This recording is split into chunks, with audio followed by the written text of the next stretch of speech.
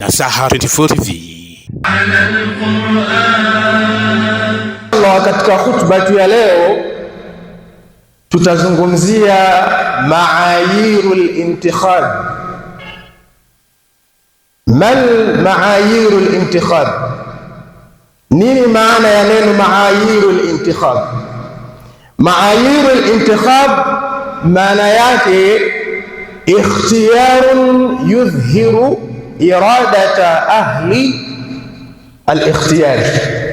Maayir intikhab maana yake ni chaguo ambalo huwa linadhihirika baada ya kuwa watu fulani wameweza kuchagua.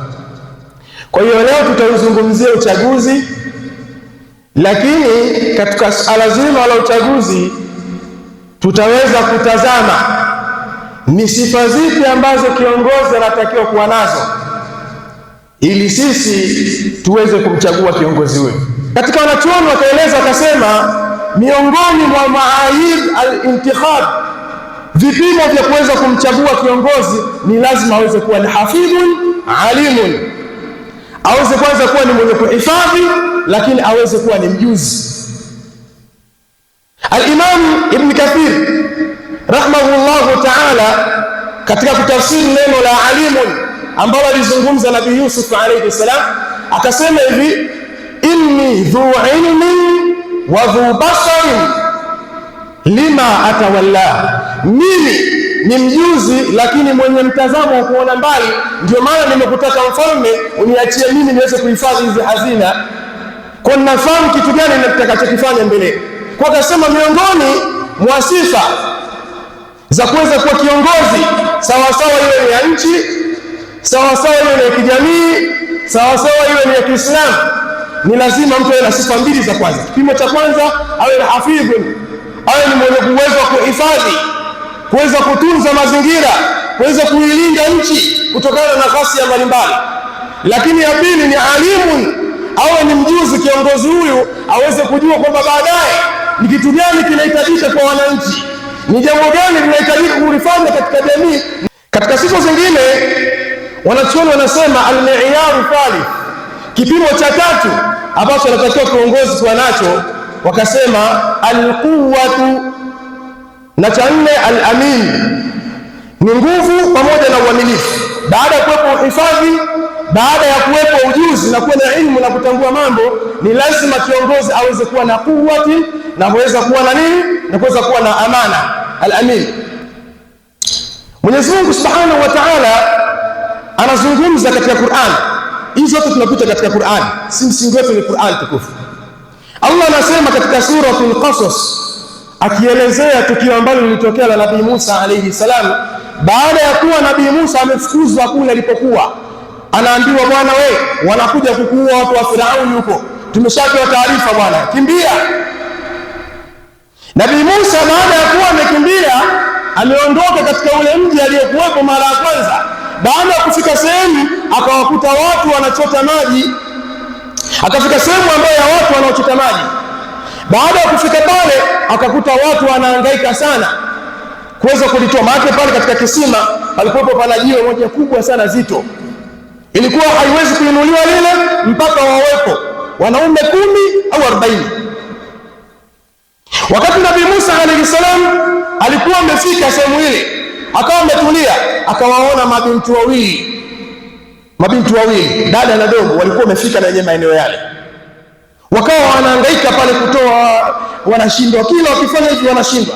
Nabii Musa alayhi salam akaenda pale akainua lile jiwe. Baada ya kuinua lile jiwe, wale mabinti wakawa wamemwona, bwana wewe, hili jiwe la kisima mbona wanainuaga watu 10 na zingine zinasema watu 40? Mbona ameinua mtu mmoja? Wale mabinti waliporudi nyumbani, ambao mabinti baba yao alikuwa ni Nabii Shuaib alayhi salam, Nabii Shuaib alayhi salam, kwa walipofika kule wale mabinti, binti mmoja akamwambia baba yake, ya abi, qalat ihdahuma ya abat istajirhu inna khayra mastajarta alqawiyul amin.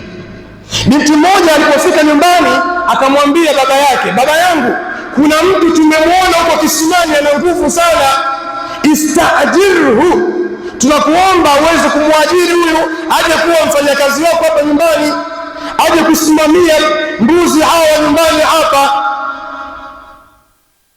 Baada ya kusema hivyo, yule binti akasema, inna khayra mastajarta alqawiyul amin, hakika siku zote mtu mzuri ambaye inatakiwa kumwajiri, cha kwanza awe na nguvu, cha pili awe mwaminifu, awe na amana. Kiongozi gani anastahili sifa hizi? Al-amana, sifa ile ambayo tumetaja ya tatu katika ya nne, al-amana ni kuwa mwaminifu. Kuna watu wanatoa ahadi nyingi sana kwa mitaani, tajenga mashule, akishaingia tu tayari imeshapita hii tayari kisha cancel. Basi kiongozi lazima uweze kutambua ni vipi jamii inahitaji, ni vipi mikoa mbalimbali inahitaji, ni vipi nchi inahitaji, na ni vipi wananchi wanachokihitaji katika nchi yao. Kama kiongozi anakuwa hana sifa hizi, hastahili kuwa kiongozi wala haitaki kuchaguliwa. Hotuba ya leo imetupa nasaha kwamba twende tukachague kiongozi, lakini tutambue kwamba kiongozi yeyote hachaguliwi isipokuwa anachaguliwa na Allah. Sisi tunafanya tu kuchagua, lakini Allah tayari alishachagua, anajua mwaka 2025 kwenda 30 kiongozi ni nani. Sawa sawa. Tusiingie katika mkumbo. Watu wako Marekani, wako Japan, wanahamasisha watu waandamane.